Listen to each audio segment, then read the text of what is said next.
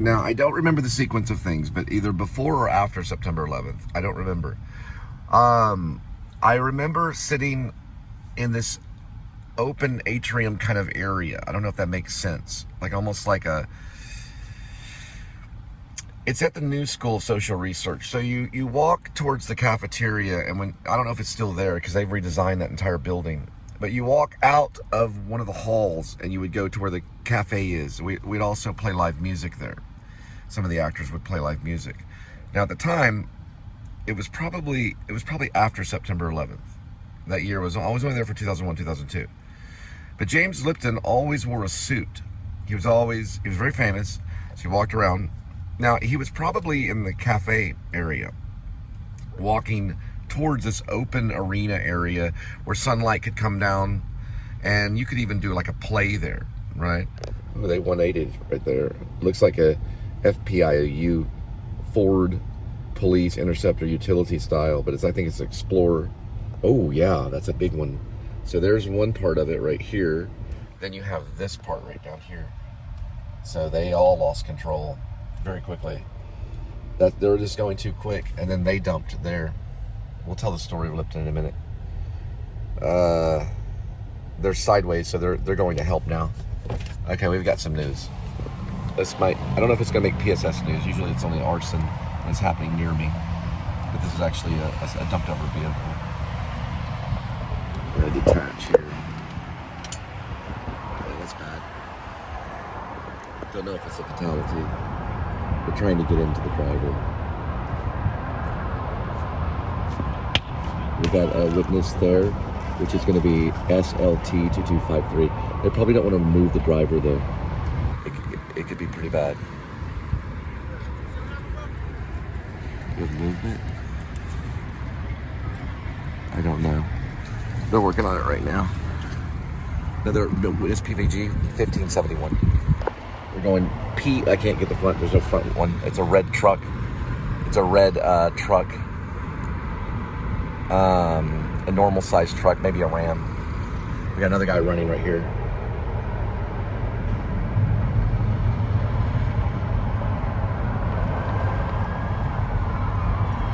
Police officer will try to get a cruiser. Cruiser number 9423. I only got those numbers on it. I didn't get the complete numbers. The cruiser that was approaching was 9423. That's not the complete numbers. It was a 5-digit number on the cruiser. All right. I didn't see movement in the front of the vehicle.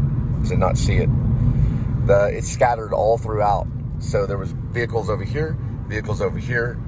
Probably about 1, 2, 3, 4, 5, maybe 6 vehicles involved that were out of commission. That was a major pileup. Now, I try to do this right here, and then I just go like this. Okay, so there's an atrium area in the new school that opens up, and sunlight can come in.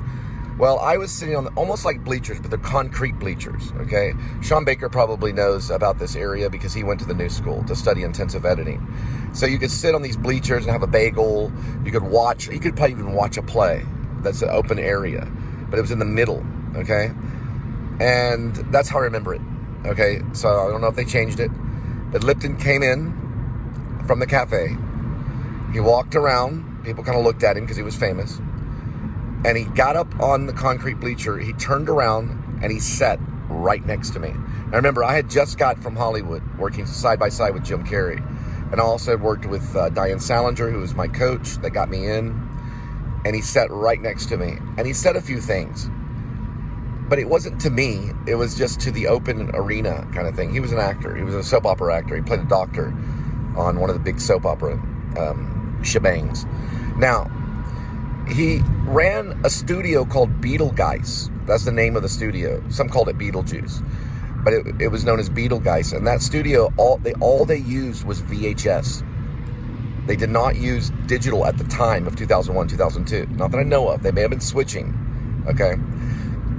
He was just kind of like, I don't know what he was talking about. Kind of like Brando or something, but a sophisticated Brando. And he just kind of sat there.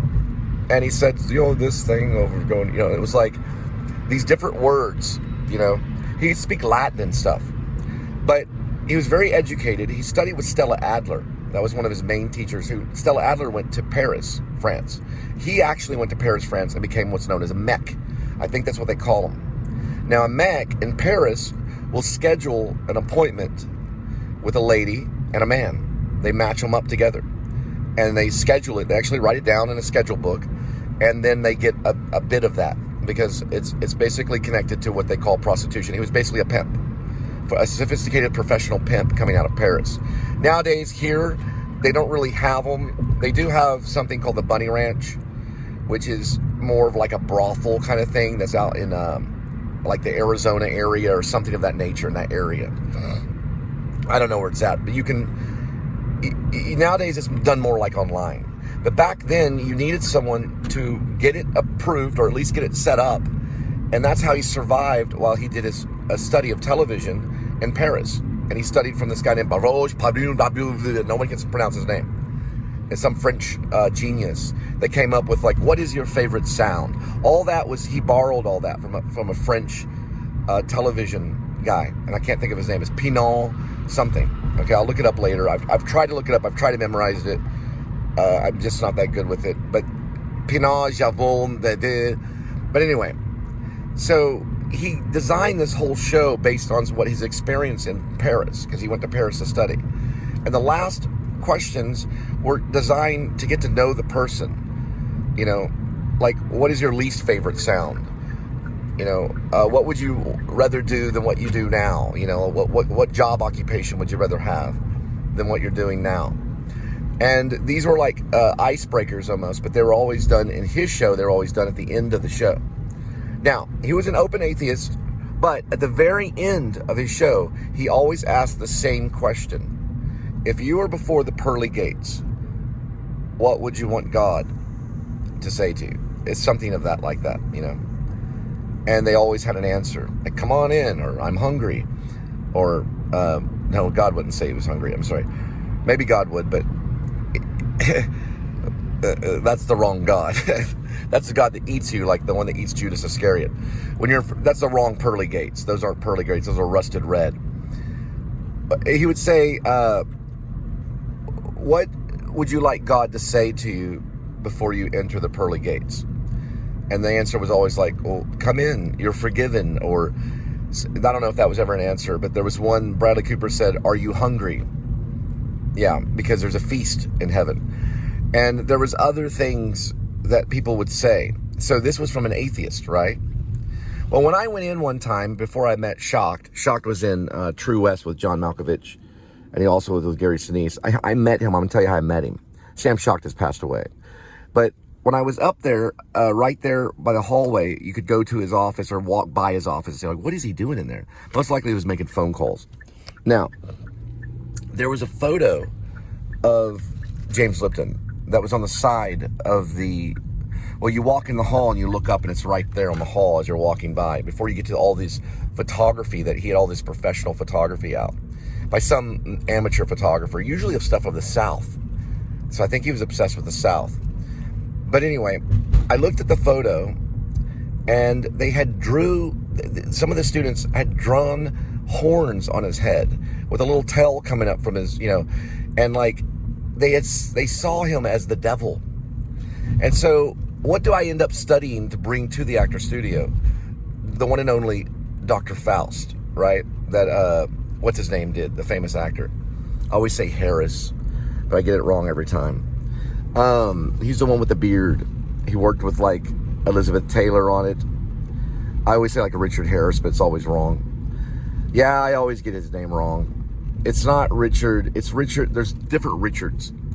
It's not Richard Harris, but I looked it up the other day and I got it right after I looked it up. But I was compared to him because I had a little beard in dance class.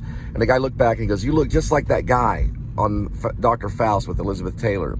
Have you ever seen that one? And I was studying Faust, which we were trying to do it for the studios. It was a nightmare. I thought I would be studying Mamet, or be studying Samuel Beckett or Tennessee Williams at the least. But what does he do? He throws down Christopher Marlowe. And he doesn't give it to me. He didn't assign it to me. It just happened to fall in my lap. So I'm like, oh dear, what am I going to do? So I buy all this incense and this like Buddha stuff and put it in my room to try to summon the devil, you know, and light all these incense. And I'm like praying basically the devil to come to me so that I'll be able to understand Faust. I really did this kind of stuff. Now, when I played the cat, I played a cat, meow, for Bob Lavelle's class. And so what we did was we went to the local Petco or PetSmart. And there was one in New York. You do the research to find out which one it was. But I would go and pet this cat for hours. And I never could take the cat back because you had to have something to take the cat back. I don't remember what it was. Flea powder or something. I don't know. But I left the cat in the cage at the end of the day, but I'd pet the cat for hours and study all the little details of the cat. And then I would go back to my dorm room and I would reflect the motions of the cat. Like I'd remember what the cat did and how the cat cleaned themselves. So it's a trooper number, no number on that one. But it's a 11015. 11015 is the license plate. I didn't have any problems with any police when I was in New York. They never approached me, never talked to me, nothing like that. But I did have one thing where I was coming back from a health food store and I had a 20 in my hand and I was holding these groceries. Wind blew. It blew the 20 out of my hand and went beyond this gate that was like 20 feet tall. I had to climb over the gate, get the 20 and climb back up. I was at the top of the gate. There they were, 4 NYPD police officers, not even looking up at me. And I slid down the side of the gate thinking, this is it, I'm going in. And guess what? They looked back and snickered and kept talking and walking. They're very different about legalism in New York as they are here in the South. What they are is they're educated about legalism in New York. They don't know what they're doing down here, buddy. All right, Jack? They have no idea what they're doing. He's living in a house with his state trooper thing coming sticking out. That's an ignorant move right there. Probably right here, 2711 is what I'm thinking. It would say here, but it cuts off everything cuts off when you approach, just like it does Google, which I think they need to change that. They should leave the address at the top flashing really big. Chad, most likely, being from Hawaii, probably worked with Cooper, and he murdered her sister. And that's war. You will take Cooper's kingdom right from his hand. Nope. Mom's message. Like that. Each box has to go out till you find the actual box. Hey, listen, I talk like a freaking tard sometimes. Sometimes I talk like a professor, so it comes and goes on my speech. Sometimes I'm connected to it, and sometimes I'm not. I'm sorry, but I think it's real.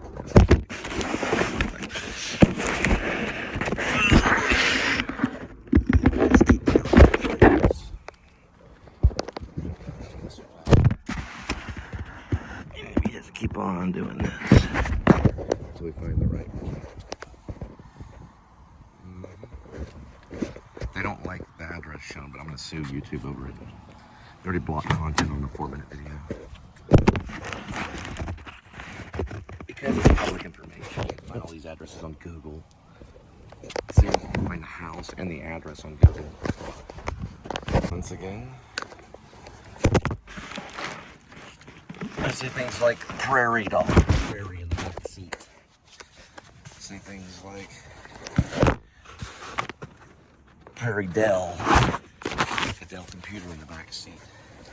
I had one when I went to LA. Summertime trail. Summer's in the back seat. She's really pretty. This one right here is Dove. Dove flying around in the back seat. A dove flies in the back seat. Let's go get the top ones here. It's gonna be Shasta. Not close.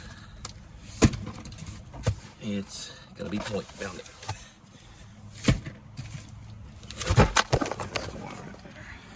I'll show it at a distance so you just can't show it close up.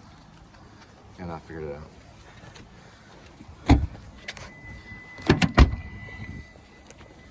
Alright, we're in business.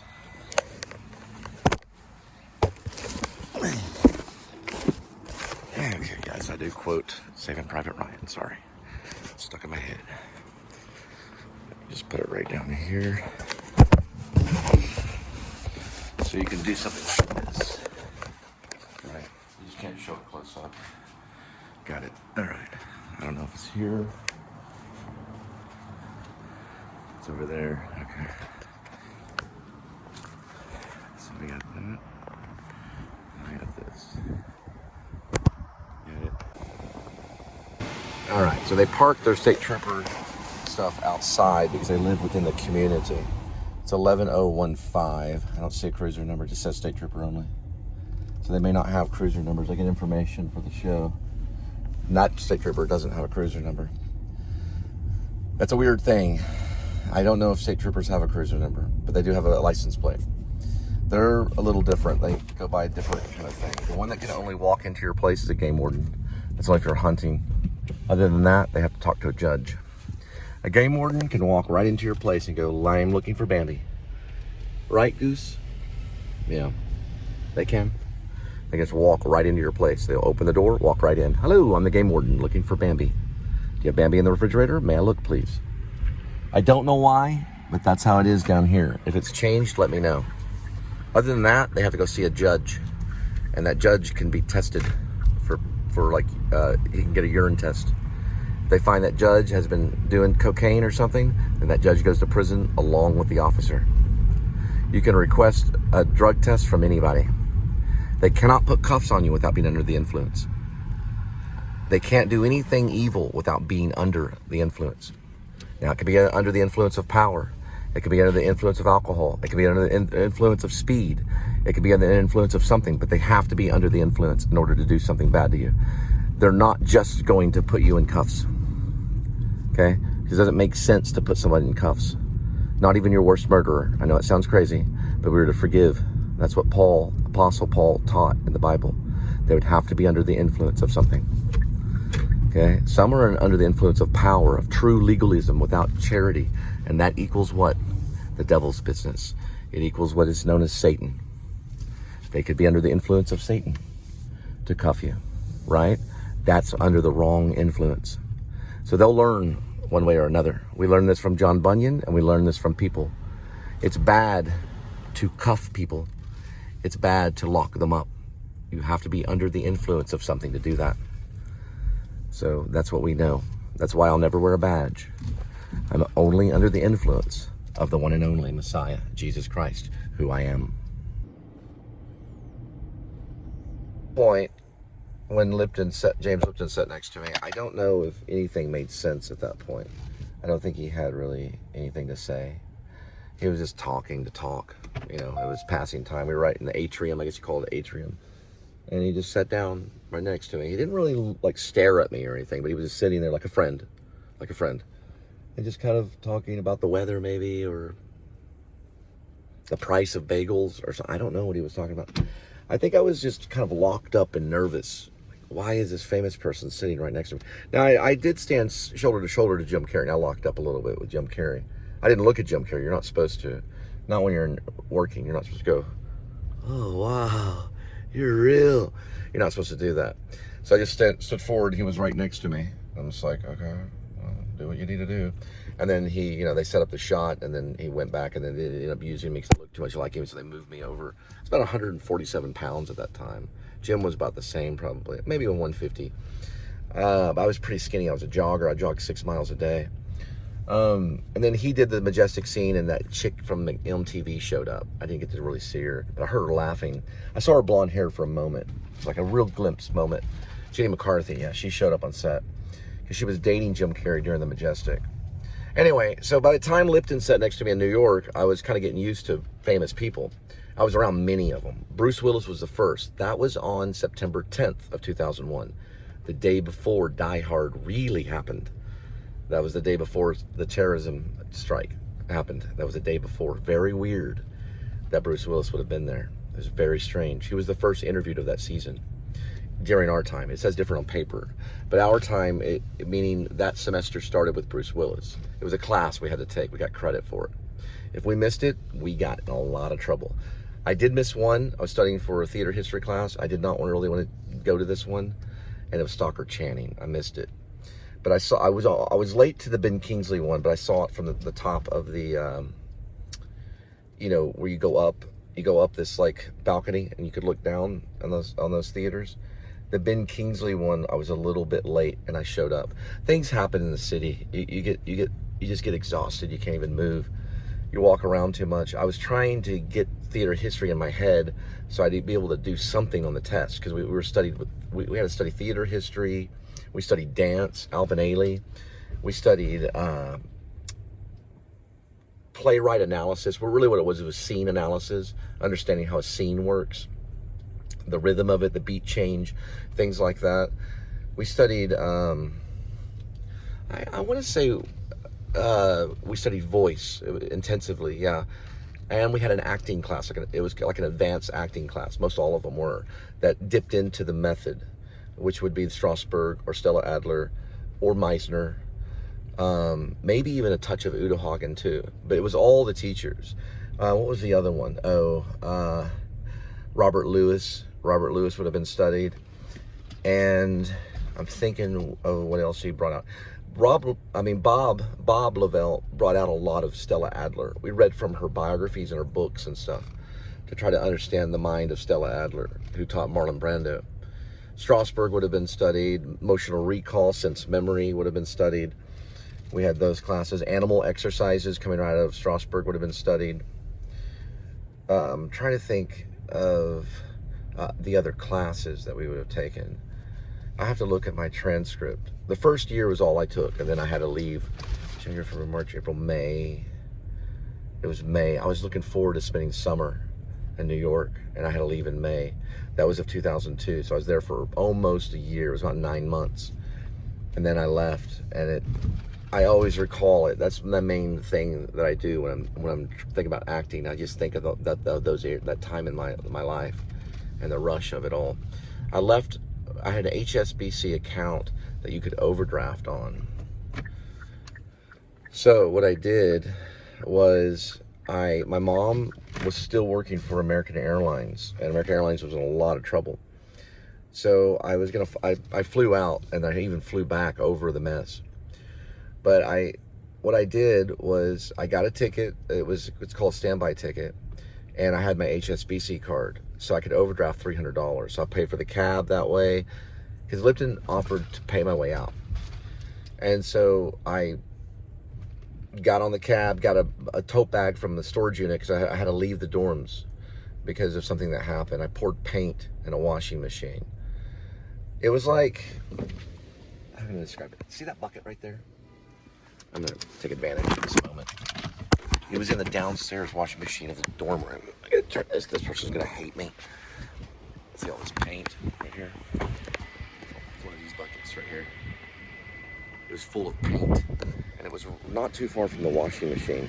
It was down the hall, the basement. So what I did was I was playing a character in Ghost, Ibsen's Ghost, who was a painter.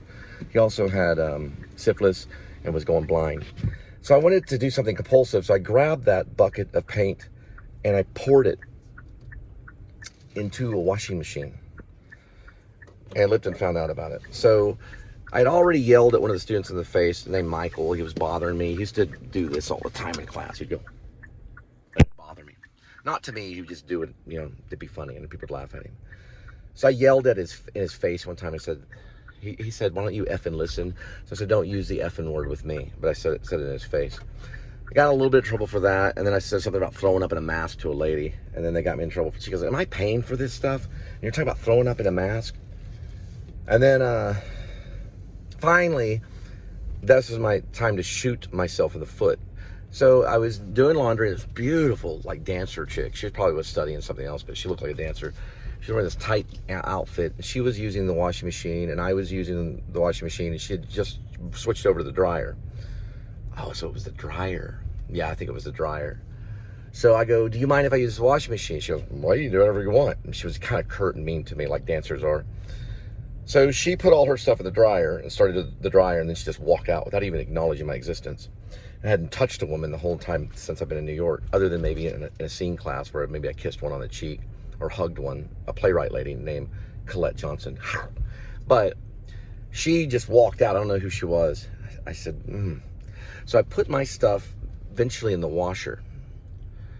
And so the next move was I left, and I went upstairs to read and stuff like that. And so whenever I went back to the washing machine, I checked my clothing, my turtleneck had a little piece of red lipstick. It was really, really small on the turtleneck. And so I looked at it, and I said, you know, I am on freaking television, and she's putting lipstick on my turtleneck. So what I did was I immediately grabbed that bucket of paint and I poured it in the dryer where her clothes were. I knew it was her clothes. And then I went up to the 3rd floor. I was on the 5th floor already for fighting with this guy named Peter from Amsterdam. We fought over food. It was in the refrigerator because I was eating people's food in the refrigerator. Yes, I did eat people's food in the refrigerator. So we got in a fight, and they had already moved me up to the 5th floor. I just grabbed his elbow, Peter's elbow, and he goes, "Don't drop my elbow." It was from Amsterdam. So they brought me up, probably because of Pulp Fiction. Yeah, they had him up there in the 3rd floor. They brought me up to the 5th floor and moved me. So I went to the 3rd floor and opened it just to see if Chris was there. He was another actor that was a senior he was graduating at the Actor Studio Drama School. I looked in, and they're all like talking and laughing. It was real like Roman Polanski, the Tenant. Just like the Tenant and Roman Polanski. I looked at him, and he looked at me with these eyes like he knew what I did that quick. It was like witchcraft. He goes, and he looked at me, and I was like, oh my God, he knows. He knows about the paint. I never admitted the paint thing. I didn't want to go to jail. So Lipton finally called me in weeks later, towards the end of that little semester. And there was an interview. I knew they were going to talk about the paint. And he talked about this and this and that. He said, you got a couple of write-ups from one teacher about being kind of aggressive and another teacher about yelling at someone's face. And this is the 3rd thing. And we heard about the paint and the washing machine. It wasn't a washing machine, it was a dryer. So I said, I don't know anything about a washing machine. Something like that. I didn't say it that way, though. I was not as pompous as I am now. I said, I don't know anything about the washing machine. I don't know anything about it. And I looked down. He knew I was lying. So he goes, look, we're going to ask you to go home. And I was like, okay. And like, you know, you get the whole cold feeling throughout your top to the bottom of the, you know, you're like, there it is. I blew my ride. He goes, but I'm not going to expel you. And I went, okay. I'm going to suspend you. And his little Lipton voice. And I said, okay. He said, I want you to go home and I want you to get help. And when you get that help, you can return back and we'll just start you up where you left off. And, you know, I said, psychological help. He said, yes. I said, okay. He said, do you need a ride? You know, do you need a flight ticket? I said, no, my mom will cover it. She's with American. I can get a standby ticket and get out. He said, okay. I want you to read something for me. And I said, okay. And he told me about a story about a priest and a joker. That's what he told me. He told me the story. He said, I want you to read this story called The Priest and the Fool. I think that's what it was titled. It was something like Dostoevsky would have written, or somebody like that. Some Russian writer or something. Tolstoy or something major, like a French writer. I can't think of any off the top of my head right now because I'm not that literate. I'm literate enough to write a book, but I think that I am, at least. I think anyone that thinks that they're literate enough to write a book can write a book. But it was like a Russian writer. It sounded like a Russian writer because Stanislavski was Russian. But it might have been Stanislavski. No, it wasn't Stanislavski or Chekhov. I don't think it was Chekhov. I don't remember the writer. But I remember he said priest, and I remember he said the word fool. And I've always wondered what he meant by that book. That's why I talked to Fran Lebowitz in this, because she might know exactly what James Lipton was talking about in that meeting. It had to do with a priest and a fool, and it was literature. He wanted me to read this literature. He said, you might want to read that. So the literature piece, the work was about a priest and it was about a fool. And he wanted me to read that. I don't know for sure if James Lipton was the biggest atheist, but this is how he was. Then I left, I packed up all my stuff, I put it in a storage unit, and I slowly made my way out of New York over a few days. I did live at the Riverview, which they've changed the name of that. It's along one of the big rivers, Hudson or East, don't ask me. It's over there where Spike Lee filmed 25th Hour. Spike Lee will tell you where it's at. It's called the Riverview Hotel. It's where many of the survivors of the Titanic went to this place. When the Titanic went down, they went there for refuge. And it's still there today. They remodeled it. It was the tiniest room. When you open the door, it hit the wall. At the very, very end, there's a small tube television at the end of the bed, and that was it. You got up, it was like a jail cell. And I could jog around town. I jogged by H&B. I considered going to Udahagen and asking her to let me in. And then finally I said I give up, and I went home to write at Euless, Texas, which I'm not far from that now. I got to find this package and drop it off. One thing I was excited about when I went to New York, they did a play called Tape. It was really good. It was on off-Broadway. Now, there's a place there called MCC. It's Manhattan Class Club. Philip Seymour Hoffman was still alive. He directed something called, it was playwrights down here. Her name is Rebecca Gilman. It was called The Glory of Living. It was the best theater show that I've seen since when I went to SMU and saw Marat Sade. Anna Paquin is brilliant on stage. Very believable. I was blown away. She was more believable than anyone else on stage. It was like hypnotic. She's also very, like visceral, and also sensuous. I remember actually getting, I'm just gonna be real, like a boner during the play, because the play is very erotic. It's about these killers, these serial killers. They kidnap people. They kidnap these young women and force them to do threesomes together. You don't see the threesomes on stage though. It's just implied. You don't really see any. There's no sex scenes on. There's some plays there's sex scenes. There was no sex scene, but it was just erotic. The thought was there. Jeffrey Donovan from Burn Notice was in it. I haven't seen him around. He was so quick. Now, when the play ended, you would get up and the play was over. Curtain call. You'd clap. They'd come out and they'd take their bow. By the time you got to the lobby, Jeffrey Donovan was dressed and ready to greet you, standing there. He was that quick. This guy's a monster quick dude. He was in Burn Notice. Yeah, he was in it. I got to see it for free. Now, Bob gave his tickets. Bob was a great teacher. Bob Lavelle. Yeah, he was great. He got his tickets. He gave away his tickets. Now, he worked on Broadway. I think he had a Tony. There was rumors that he had a Tony for On Golden Pond. He worked with like Marissa Tomei. Is that her name? Yeah, on Broadway. And he was an active actor. We would go see him in shows. So he was our teacher. And then we'd go down to Bleecker Street and watch him in a play. He was pretty good. He'd use sense memory and all that stuff.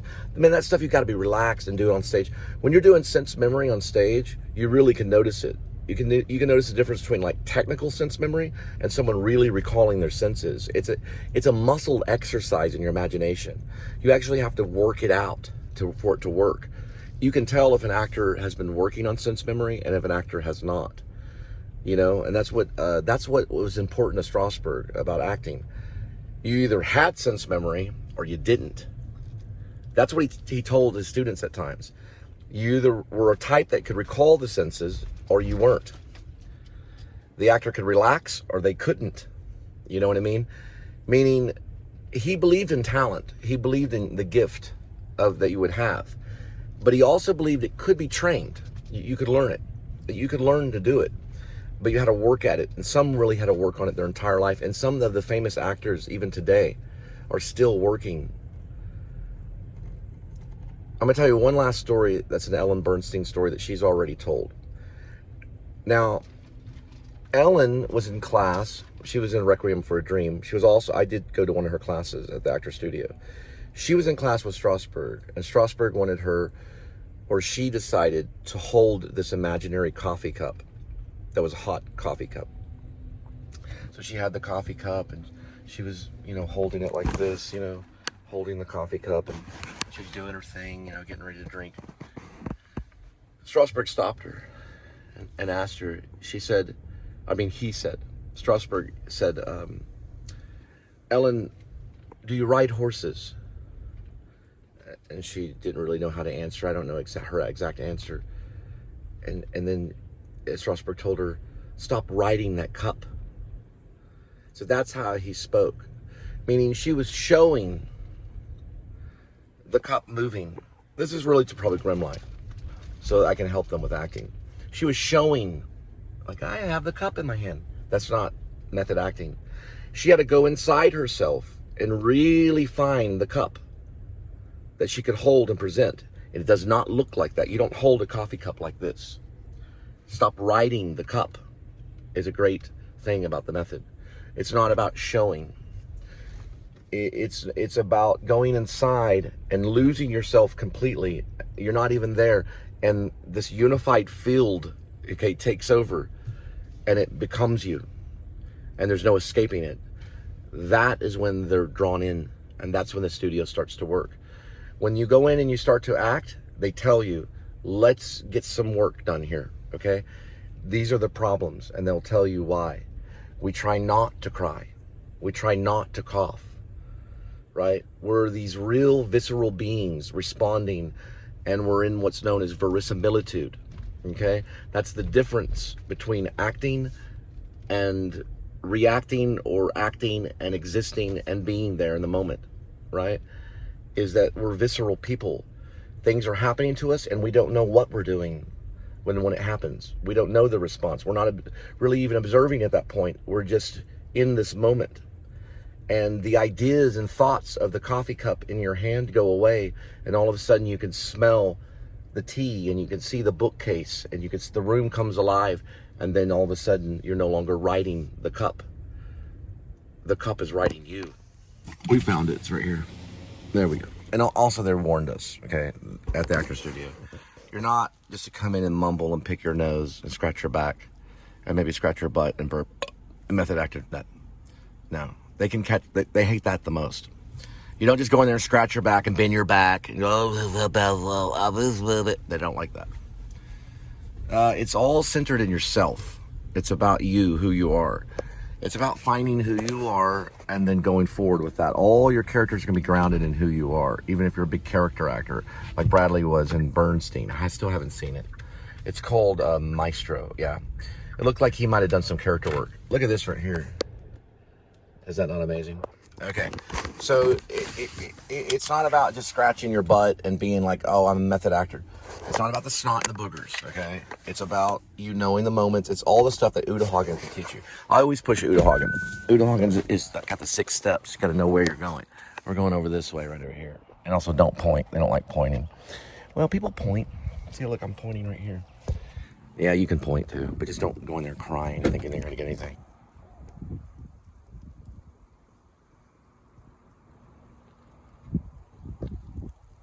There are a lot of trees in Dallas. It gets kind of crazy. All right.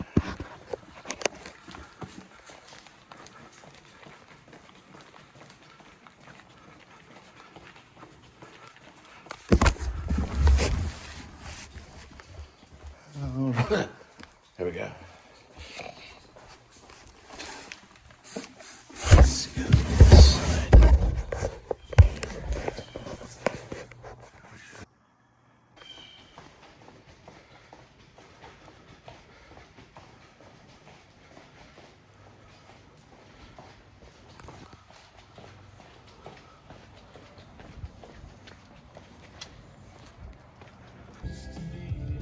All right, guys, we're going to talk about music today.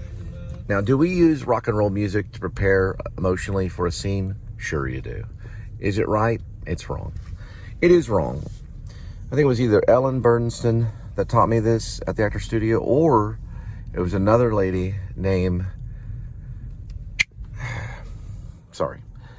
Estelle Parsons. She was in that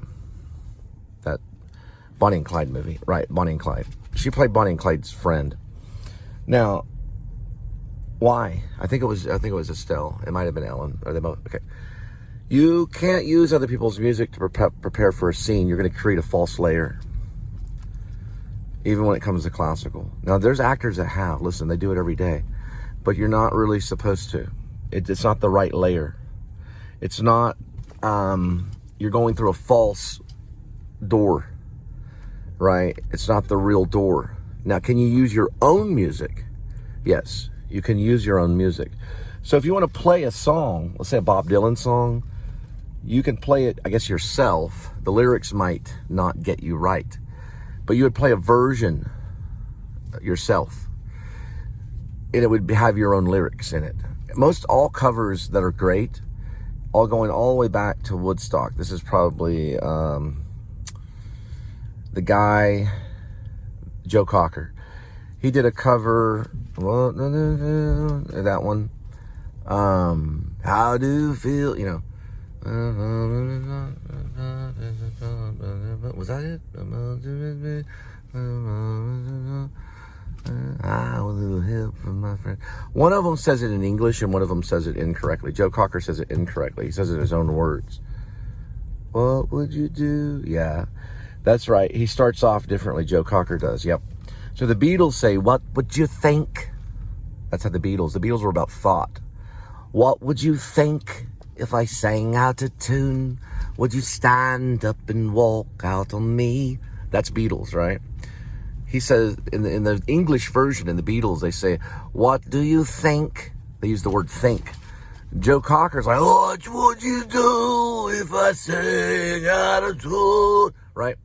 That was Joe Cocker trying to be the Beatles. There is some truth to that. Now, if you want to do it that way, you can. It's going to change. The lyrics are going to change. That means it's more close. It's your language. Benicio del Toro talked about that to me when I asked him about script writing. Really what I was asking about, he knew I was a writer when he saw me.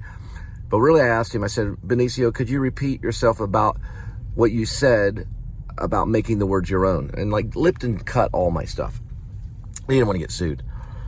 Now, Benicio goes, sure, this is what it means. And Benicio tells me, he says, when you get the script, make the words your own language. Make them your own words.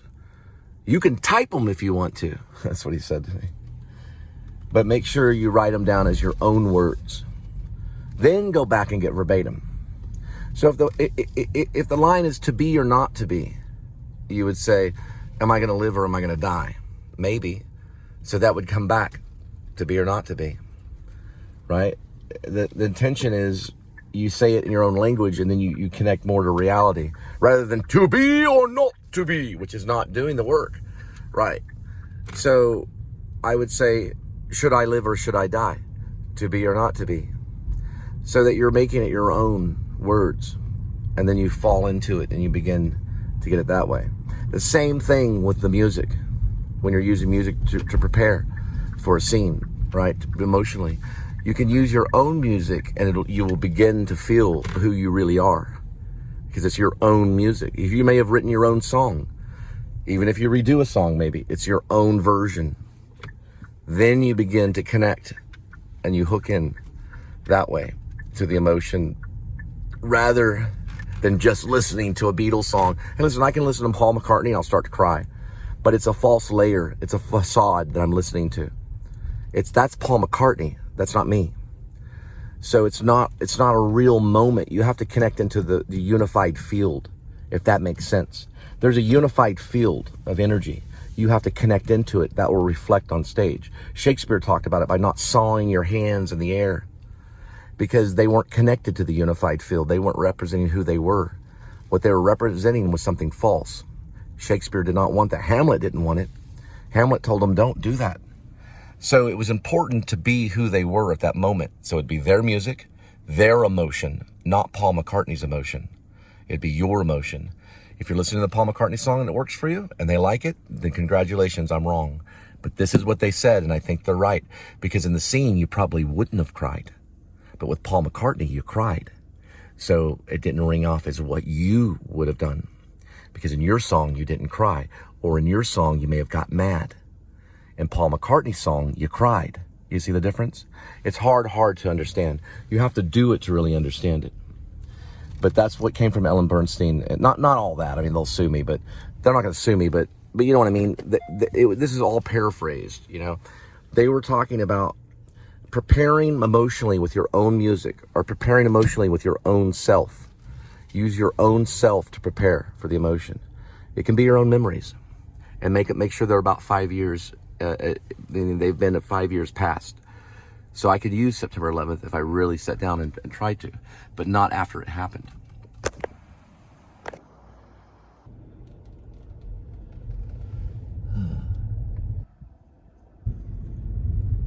Little baby kitty, yes you are. Look at that.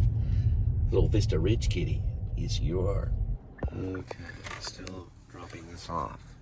So we're going to talk about thievery. Now, I wrote a story called The Thieves Story. It takes place in prison, but Roberto Pace is in cell 1776. He's writing about an art thief known as Tom Burton. I'm sorry, it's not Tom Burton. It's Tom Burnett. There we go. So Roberto Pace is writing about Tom Burnett. Tom Burnett's an imaginary character he makes up in prison to write about stuff in prison. Now, it just kind of meanders over to another thief called Mr. Spoil, who lives in Maine in a garage. So the three areas are Huntsville Prison, cell 1776. The second area is downtown Fort Worth. Roberto Pace writes about Tom Barnett, who's an art thief.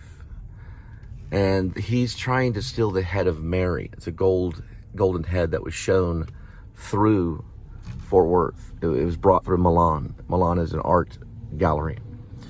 A lot of stuff was brought through at that time when I was working in an art gallery. So there was a lady that was an actress. She does some faith-based movies. She also does watercolors. Her artwork was brought through too. I don't know who she is right now. I have to look it up.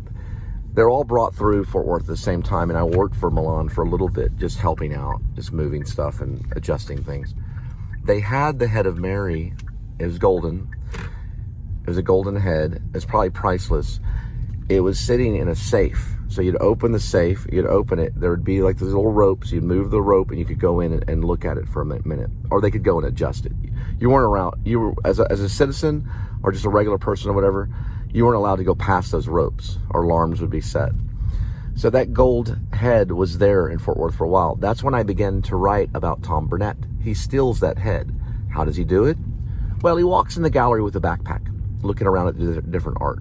He walks over to where the safe is. He reaches over and leans over the red rope, basically, and he grabs the head of Mary and puts it in his bag, his backpack. And then he simply just walks out.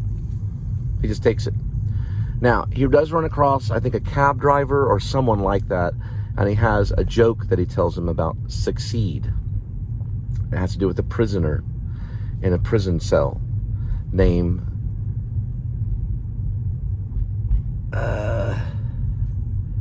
I don't remember. You'd have to go and read the book. It has to do with the word succeed. But he's making fun of the word suck and seed. But anyway, he's kind of a weirdo.